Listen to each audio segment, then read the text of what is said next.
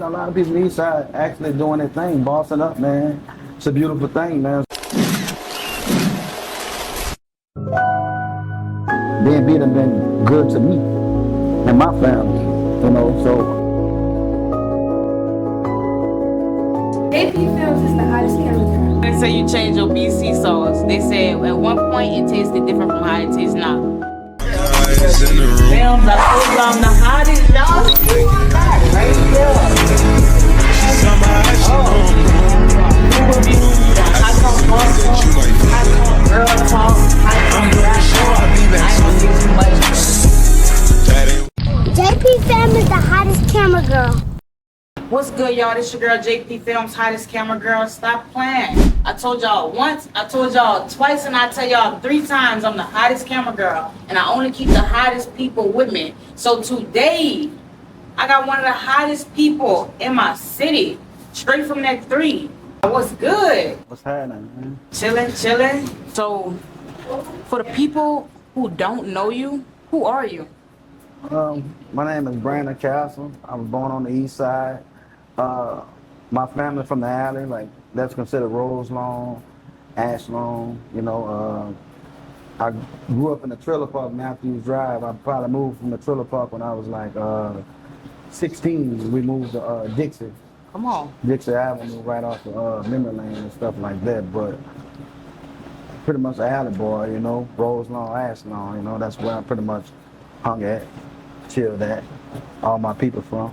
Dang, you really from that 3, huh? Really from that 3, man. God, man, we've been interviewing a lot of people from the east side that's been doing some powerful things. Yes. Dang.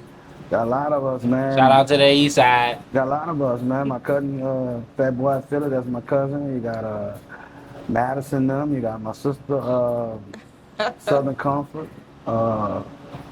Shit, you got a couple clubs. You got Miss Cheryl. You got Lynn, JBL. You got a lot of people on the east side actually doing their thing, bossing up, man. It's a beautiful thing, man. There's a lot of us. If I forgot somebody, Rod Jr. over at Overtime, man. A lot of people, man, from out the east side, bossing up, being bosses, you know. Wow. Liking to work for themselves, bro, and that's a beautiful thing, man. And November make 12 years for me, so I'll see a lot of people come, a lot of people go. Even Trap, man, they from the east side, so you got a lot of people on the east side, you know, doing their thing, man. For real. Tremaine, Golden Wing, so like a lot of them boys, like east side, like really like, you know, corner of the land, bro. Like that's a beautiful thing, bro. A lot of us. That's crazy. Mm-hmm. Sure, and that's why I started doing these podcasts to put the spotlight on people that's just, you know, people just wouldn't know sometimes. Right. Whole time they really the owner of, like you said, JBL and whoop doo, like, man, that's crazy. Mm-hmm. So, diving into the business, what would you say has been like maybe the most challenging thing for you as a business owner? The most challenging thing for me was like, man, I came in not knowing. Green, like not knowing, like my story is kind of similar to my cousin's story. My grandma was the candy lady. See, everybody think his grandma is my grandma, but it's not. My grandma was the original candy lady on Ashland Street, so like we grew up seeing it. My daddy was a cook, like if everybody had like a benefit dinner, something like that, they'd get my daddy the barbecue. So it's like that stuff that I seen growing up and was just like a sponge able to do. So it's like when you seeing stuff and you around it, most of the time, that's what you're gonna be or you have a chance to be.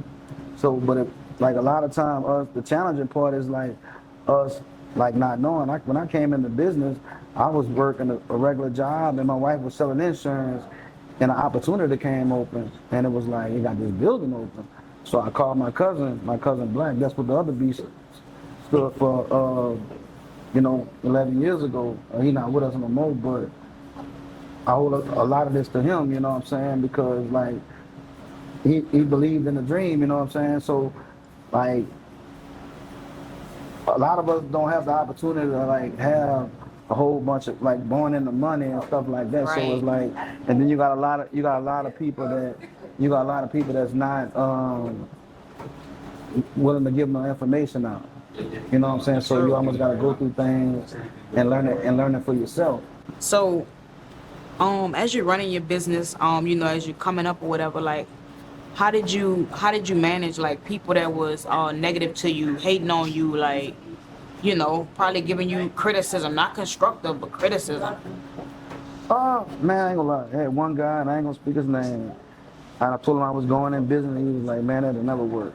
Oh. That's what he told me. And it was one of the guys I looked up to. I actually coached basketball in his organization, and he told me it'll never work. That's what he told me. So it's like, when you got people like that, I mean, you could do one of you could listen, or you could prove them wrong. You know, and like a lot of, you know, like people like procrastinate. Yeah. People always talk about what I'm gonna do. You know, I'm gonna do this, I'm gonna do that, I'm gonna do this and do that, and never do it. You know what I'm saying? So you at least gotta try, and I tell people all the time, you at least gotta try. You know, at least gotta try. Dang. So diving into that right there, like, what's 5 tips that you would give somebody who wanted to start a restaurant like you? The first thing, the biggest thing for any business, you gotta be able to do it. Because if you going like, say you're a camera person and you wanna you taking pictures, but you don't know how to take pictures. Right. So if he quit, she quit, he quit, I quit on you, and you got a contract or got a whole bunch of who's gonna take the pictures? It's days where it's slow. Like, I get in here and I work, and really that's the key to like longevity. Like being here for 12 years, like going on 12 years, like being able to do it myself, like getting here, like me and Chandra in here. So that means I work like 2 people, she work like 2 people. So instead of having 4, I just really got have to pay her. So and that's the good thing about my people, because any one of us could run it by ourselves. Now, granted, if you super busy, then you might need a person to answer the phone. But it really only the people that I got, they seasoned to where they could just run the back. They might just need somebody that's will come out to the phone and bag it up, push it out. That's good. And that's the biggest thing, just going in business, doing something you could do. And the other thing is, man, if you could do it, like, you know, have your credit right and get you some money and not use your own money so the pressure ain't felt, do that. And then if you get enough to where you don't have to worry about, you know what I'm saying, where it's depleted and you have to come into the money that you have. You know what I'm saying? Like we didn't know that. You know what I'm saying? So that's another thing. Another thing, like I say, surround yourself with people, good people. Now, everybody not gonna be family, because they got times to where, you know, I had to find my sister. You know, so like that could, I would suggest family, because it's like, it might be somebody you talk to every day and y'all fall out of business and you'll never talk to them again. Or y'all be mad and it take a while. So I mean, it don't necessarily have to be family. I wouldn't recommend you hire family, because a lot of people can't distinguish the two. You know what I'm saying? So that's tough. And I don't want to have to somebody I talk to every day and fall up behind, because it'll be stressful. It is not easy. I mean, BNB done been good to me and my family, you know. So,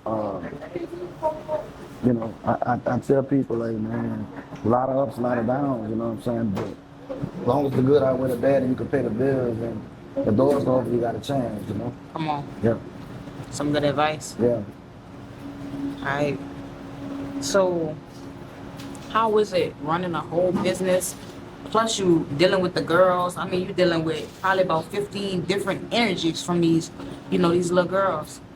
Man, that's crazy, because that's actually my safe haven. Like this picture here, they were 8. Now they 13. That's 2 of them right there. No way. Yeah, they 13. So you go from they innocent and stuff. Now they got lashes. They, you know what I'm saying? They got lashes. They run about the edges and all this stuff. So it's like, now the young ladies now, when they wasn't thinking about boys. Some of them got boyfriends, thinking about boyfriends, but they know I'm one phone call away. So and I keep it a buck with them. Like, we not, you know, I don't sugarcoat it, and they know they could call me for anything. Like when they had the little shooting thing, Kennedy texted me. Kennedy was like, "Can you call my mom and tell her we gotta come work at the shop?" Because they didn't want to go to school, but they come and they help me a lot, all of them. Like, all my girls will come in, they'll get off from school, they gonna go straight to work. Start filling, they need things, they need to fill up range, all that stuff. So, you know, Like, Shout out to the girls then, you shout out to know. the girls, man. My girls been doing their thing. This past year, Houma High, they went undefeated, won the Paris. Volleyball, they do volleyball. They won the Paris. They lost one game last year. This year, they undefeated, so they're gonna win the Paris again. And basketball, they're looking for the same thing, you know. So it's been a blessing to be, you know, to been able to meet these young girls.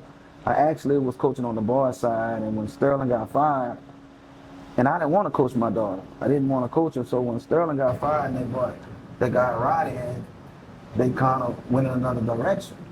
So I went from coaching boys to forced to coach the girls, and I done it before, but this time was different. Like the last time I was lasted like 2 years, and this year, I mean, now we like 7 years in, and they like the best in the state. Like when we walk in the gym, they like, oh, that's the BNB girl. Even at school, they get notified as the BNB girls, and it's like, it's a humbling thing, as you know. And I kind of let them know, like, man, y'all can't use that and think y'all gonna get away with stuff. But for them to represent the brand, it's a beautiful thing, and I'm proud of them, happy for them.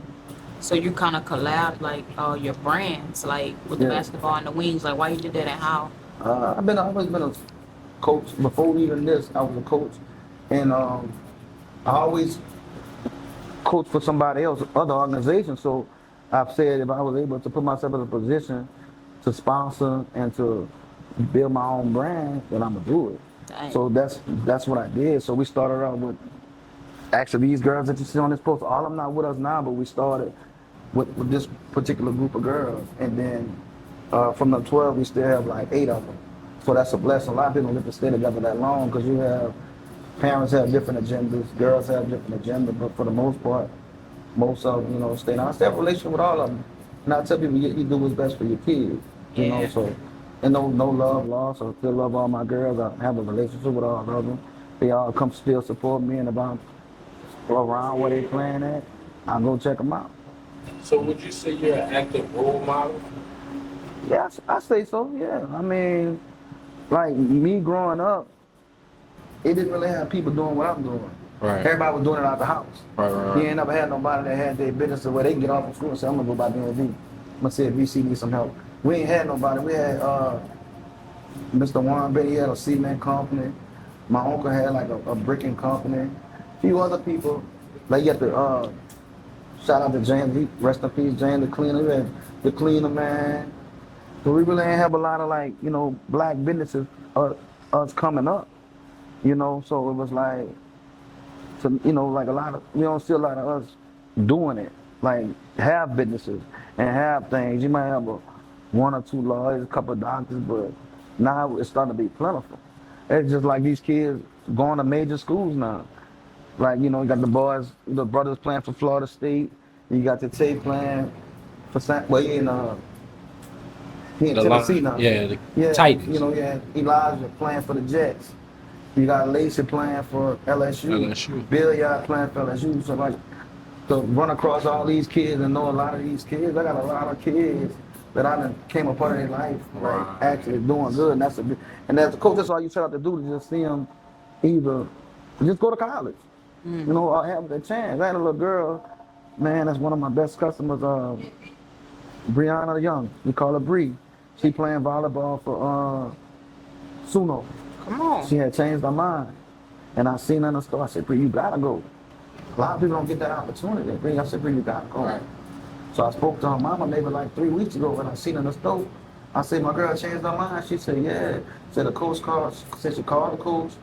And the coach was like, she told the coach, you still got my spot? She said, yeah. She said, practice was at 5 in the morning. She said, down our way at 3. And she been there ever since. Yeah.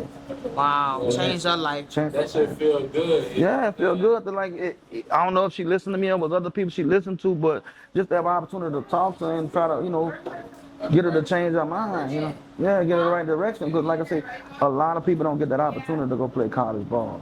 Like when we came up, they had VCR tapes.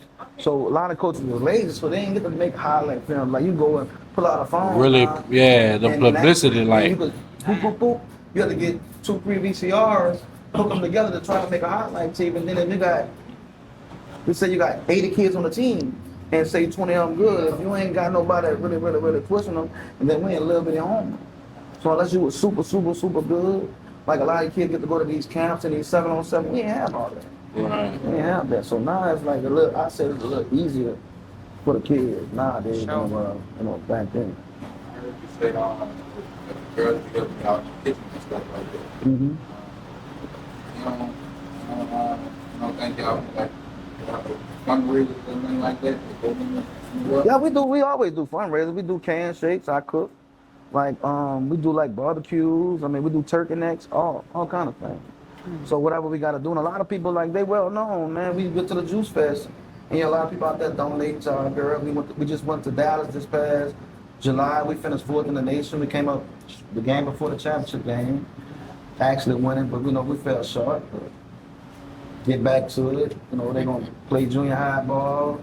After that's when we get back in the gym and try to do it all over again. Take me all the way back to where it started. East Side, Rose Lawn, Ash Lawn, Memory Lane. Take me all the way back. How was it growing up on the East Side? Man, we stayed busy, man. Like football season, man. We had where I stayed at in the trailer park. It had a big old field. They had a guy by the name of Carl Thompson on this field. I'm talking about this sucker was like the size of 2 NFL fields. So we pretty much did our own little leagues. Like the trailer park had a team. Rose Lawn to have a team, St. Joseph Street to have a team. What? And we actually had our own teams, and we, just was kids. We played ball. So baseball team camp, we played ball. We actually played ball. So but in the meantime, in between time from all that, mama cooking, daddy cooking, go to my grandma's house. My grandma Laffy Taffies. My grandma was selling Sister Rolls before they were fruited. Just the little chocolate ones. You get the little chocolate ones. Damn. You buying it for a penny. Laffy Taffies, 5 cents. The little square ones, the big blow candies, pickles, freeze pops. You know what I'm saying? They had a lot of people in the neighborhood, like a lady named Miss Osteen. She sold little 10-cent frozen cups. You had Miss Mary on Rose Lawn. She sold Rice Krispie Treat for 30 cents, frozen cups. Then across the street was my cousin KJ and his grandma. Well, it actually was both of them, his grandpa and his grandma. They, sold candy chips, and then sometimes she'll do chicken wings and things of that nature. So it's stuff that you see, but it's you don't see the taxes and payroll and business plans and all the other stuff. So that stuff you gotta kind of learn and hope you're around long enough to actually learn those things. So if you don't know those things, shit, 3 months, 6 months, you close. Damn. Yeah, you close. Then when you're doing it with your own money, that's a task too. So if you go and you invest with your own money and business slow, like when we started, man, we started cooking on a patio in a black pot. The guy named his name was Mr. Ruffin. He owned that building right down in front of Post Street, the red and white building. Y'all young, so y'all probably remember that. But he had a building where he had natural gas. They had a gas line coming from the thing, so we didn't have to buy propane every day. So what we'll do, we'll fry the wings and then put them in the stove to kind of keep up. But it was the first couple of weeks, people didn't know. So it was you hear it, and social media was starting to come on a rise, so that you could kind of advertise and stuff like that. But it was still new to a lot of people. A lot of people still didn't have it. So we end up and I never forget, it was our first Mardi Gras there, and he used to have he had a door, and he had a big ass deep freezer in front of the door. You never know what was behind the door. It could have been a dead body, it could have been anything. So this particular Mardi Gras, man, water started coming. We thought we had ice chests lined up alongside of it, so we thinking that we left one of the ice chests open, so we got water everywhere.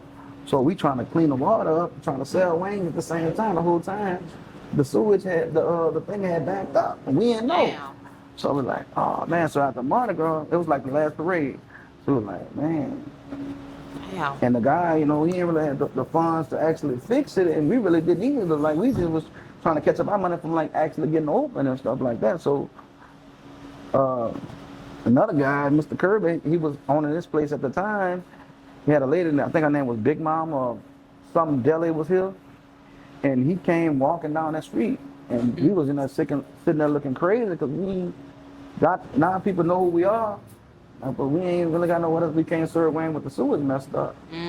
So he ended up needing somebody, and we needed a spot.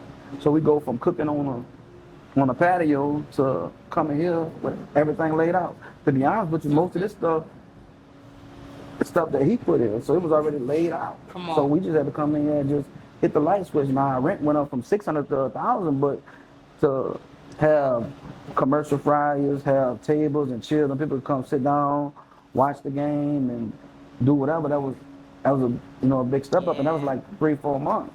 Heck yeah. So our business kind of grew that fast. We had a good product, but we just didn't have the equipment at first. We could have been put all our money into advertising and doing, all the stuff that we needed to do.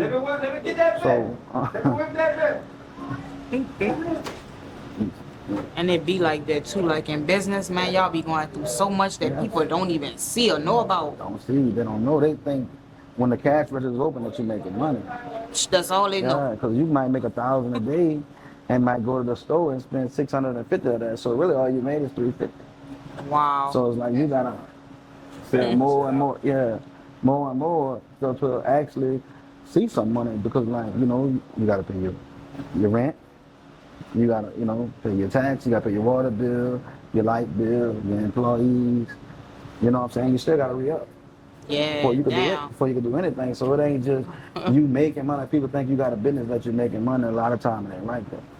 It ain't like that.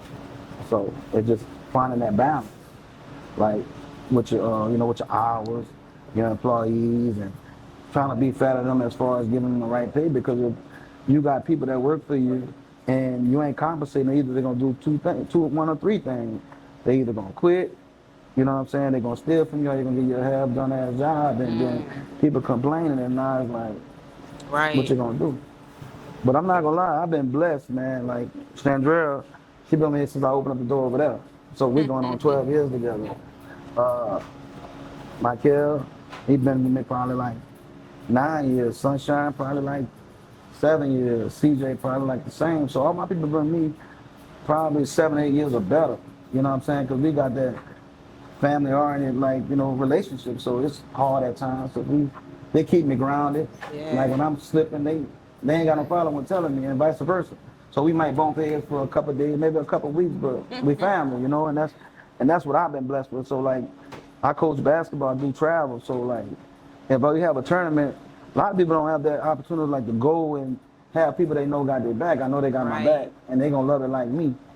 And like a lot of people fall in business because people don't love it like you. Like if I leave and you got people in there, they're like, shit, I'm gonna do the bare minimum because he ain't here. What? Yeah, and that's what a lot of people do, because I'm here, that bitch gonna be A1. Yeah. But I'm not here, it might be C-. You're right. So now you're gonna lose a customer. You know what I'm saying? And in this business, you can't afford to lose customers. It's like you got gain. And the best advertisement in this business is word of mouth. Like you come and you got to chill for the first time, or he got whatever he got for the first time, he tell somebody. So they gonna try it, and then they tell somebody, and they tell somebody. You know what I'm saying? Along with, with social media, and it's free. All that shit free. Sure. Yeah. Wow. Somebody said you changed your BC sauce. They said at one point it tasted different from how it tastes now. What's going on? There's no truth in that. That's cap. It's like sometimes people don't even know what they are. Like some people come here and they say, let me get BC with lemon pepper on it. See, people get confused between sweet heat and lemon pepper. Sweet heat and lemon pepper come out the same jug. I make it. The only difference is BC got lemon pepper sprinkled on it. So if you don't know what you are, then BC gonna have a little tang because it got lemon pepper on it. So a lot of people, like, they argue with me and stuff like that. And I'm telling them, like, I make it, I know what it is. So, wow. Yeah. Man, y'all hating on that man. Yeah. For sure. Sauce? I ain't gonna really say hate. I just think they just not educated and not knowing what it is. And that's the complaint I get, like people just trying to tell me what it is. And I just made 2 sauces out of one. Wow. Yeah. And they can't even tell a difference. And they really like, only way you'll get, if we are, and most of the time we really not out of nothing most of the time. Sometimes we do run out of things, but if we out of lemon pepper, just say hypothetically speaking, we out of lemon pepper, we just gonna give you sweet heat. The only difference is you ain't having a lemon pepper on top. Or if you order sweet heat, we might have made a mistake and put a little lemon pepper. Now Right. So now it tastes different because it got lemon pepper on it. That's the only difference. I make it the same way, measure it. Like I just don't get it and throw it in a bowl. actually measure it up. Because the key to anything in business is consistency. Because I can't just say I use Frank's today and I use Louisiana tomorrow. Right. It's a big difference. It's a big difference. One of them a little pasty, one of them a little hotter than the other. So it's like just being consistent. I'd rather not sell it than to do a substitute. Or I might make another flavor and say, man, we can't ever be out of beef. That's like McDonald's being out of fries. Right. You don't want to go to McDonald's if they ain't got. And you got people like that here. Like sometimes Sam's or Cairo be out of fries, and they be like, man, y'all got the waffle fries or the cranker fries. And you got some people who want to order the wings. They won't just come and say, I'm gonna get wing on. Right. So I understand. You know, that's how like McDonald's. You want the McDonald's fry hot, Right. and you want them to have it. So you know that's what it is. Put them up. That's what's up. So I want you to give the people 5 tips for inspiring coaches, people who want to coach girls or anybody. First and foremost, you gotta have a love of the game. You know. Second, you gotta be able to relate to these kids. A lot of people can't relate to these kids. Some of these people, like as coaches, like I grew up sometimes daddy working, we only had one vehicle. So it's like being a coach is more than just coaching the game and trying to win. You got some of these kids might go on, hit the lights with lights off. So you gotta be able to, relate to these kids. You got some of these kids only have one parent, You got some of these kids don't have no parent, live with their grandparents. So you gotta be able to, relate to these kids. Third, just having time. You gotta have the time. You can't cheat the game or cheat the kids because a lot of people do it and they doing it for trophies. I tell people all the time, trophies break. These relationships don't break. Like some of these kids, I got a lot of kids that come like, "What's up, coach? How you doing, coach?" Whether it's calling my phone, whether it's through Facebook, whether it's through a text message, and really that's my biggest thing. Like just the relationship. That's what I love about it because I got kids that's lawyers, doctors, got kids and stuff like that. I had a girl that was playing ball for my name was Soteria Lawson, and when I first started coaching the girls, Coach Scott at Ellender gave me and Coach Jaworski. I met Jaworski through basketball, and we was coaching the Hornets, and we met this group of girls, and it had Vicky the Barber was on the team, and a girl named Tyra.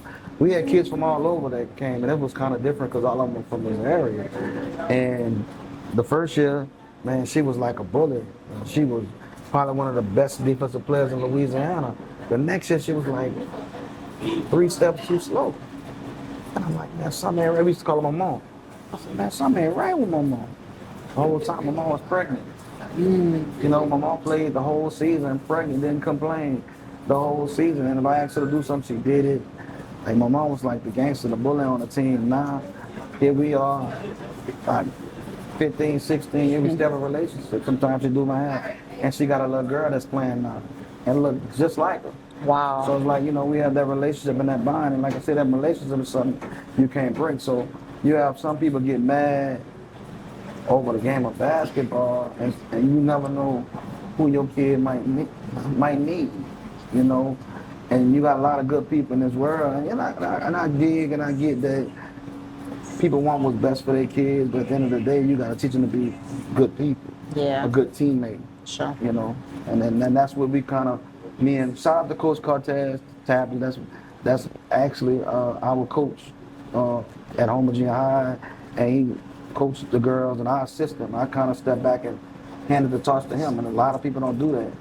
Like when they know you got something special and great like the team that we do have, a lot of people won't take 2 steps back.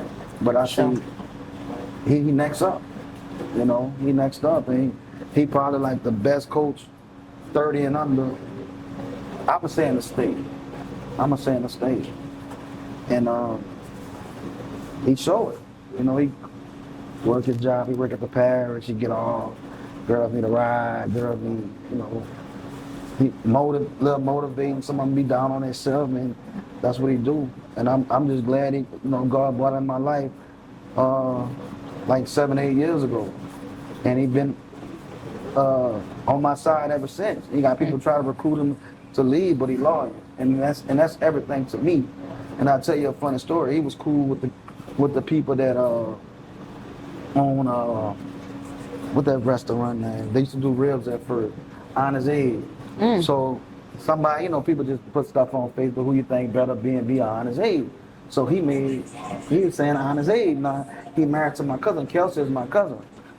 So we fast forward like 2 years after that incident happened, and I met him through a guy named Jay Arsenal. Jay used to play ball for me too. Actually close with him. So I ended up meeting Smoke through Jay. So I said, well, you know, I had put a hit on you one time, you know what I'm saying? And we still laugh about it to this day, and now it's like, man, if anybody do something to me, and anybody do something to him, and you got trouble, because he got my back and I got his back, and like I said, I appreciate it, you know? That's my little brother. Come on, man. Yeah, man. So, how is it running business in the middle of the hood? Man, it's challenging, I ain't gonna lie to you. It's challenging. I done seen people get shot. I done seen a little guy got killed in the front, man. Come on. And I ain't gonna lie, I mean, we've been blessed, like, people still come. At one time, we were just, like, 95% black. And I told myself, I'm like, in order for us to make it, we gotta try to serve everybody, you know? And we still, like, we got whites, blacks, Hispanics, Vietnamese, everybody still come, even those in the hood. Like, I don't care where you at. If you got good food, if you go to a lot of places, like the hole in the wall would be the best food. And we got a lot of people, they look past that and they come, you know. They might not come at nighttime, but they come. And most of our businesses through the daytime, you know, got the school kids come out, get out at like after 2, they walk, so we got the one. The good thing about, like, if you on Monday to Candy, you don't have to walk. Yeah. So you got the neighborhood back here, you got the neighborhood back there. Kids passing from school, they might be walking all the way down into their area. So we get all the walking traffic from those places. Wow. You know, so it's not bad as people make it seem. Numbers don't lie. So, you know, I ain't putting nobody in my business, but at the same time, you can make it up. You can. It's just, it's about what you do. It's all on you. Yeah, right. If you got a good product, people don't come find. So what's your most profitable time? My most profitable time, like right now, football and Mardi Gras.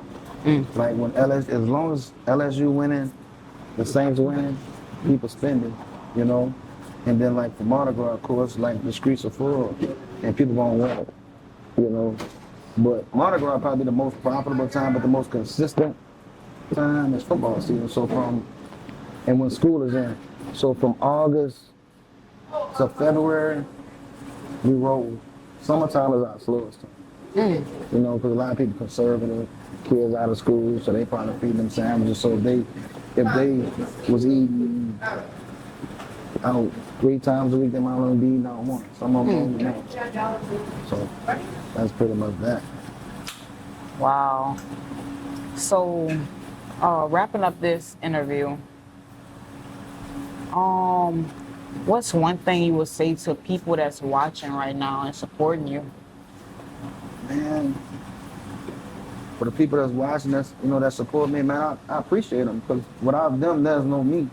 And like I say, 11 and a half years ago, we went on a journey that I didn't even have an idea. I didn't know. I just know I didn't want to punch a clock. And my main goal was to not have to punch a clock and make my own schedule. And other than I was kind of teaching in the school system. I was like, I love it because you have the whole summer off. But now this is like better than being off the whole summer. Now I get in here and work, but it's something I love to do. Yeah. So it's really not like a job. So like I say, for the people that's been rocking with BNB for the past 11 and a half years, I appreciate y'all. I thank y'all. I love y'all. And the best is yet to come. Keep rocking with me. For sure. Yeah. So if people want to try your food, people want to search you up or whatever, where can they find you? We located at 7505 Main Street, right here on the west side of Houma, at the corner of Main and Morgan Street. We have a social media page, BNB Wings. We have a website, bnb.com. We also, if y'all want to follow our girls, we have a BNB Elite page for them, where you can follow them and check them out. Awesome. Yeah. Bad. So before we leave, I just want to give you flowers, tell you congratulations. I'm happy that we're able to do a part 2. You know, they all know we done did one way back in the cow. Probably about 8 years ago. What? Probably. Yeah, I looked at it. It came on my on Facebook. You know, the memories. Probably about 8 years ago it was. For real. I had no hair then, so it was a while ago. And I've been growing my hair for like 6 years. So it's been it's been a while.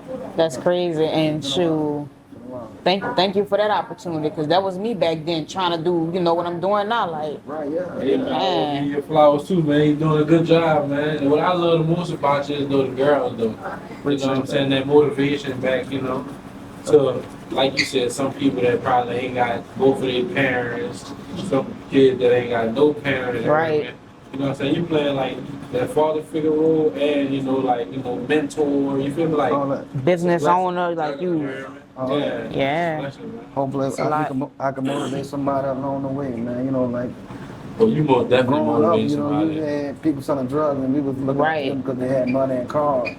But it's like, I tell anybody, it's nothing like going to sleep at night and not worrying about kick your door in or this and that. And you can help people along the way. You can people come work, make money, and it's offer. Right. Your labor, you know, your seed. You know? So I've been blessed, man. Big boss. Amen Big boss. on that. Hot talk. And shout out to BNB Wings, man. Yeah, Shout out to Mr. BC. for sure. Appreciate y'all, man.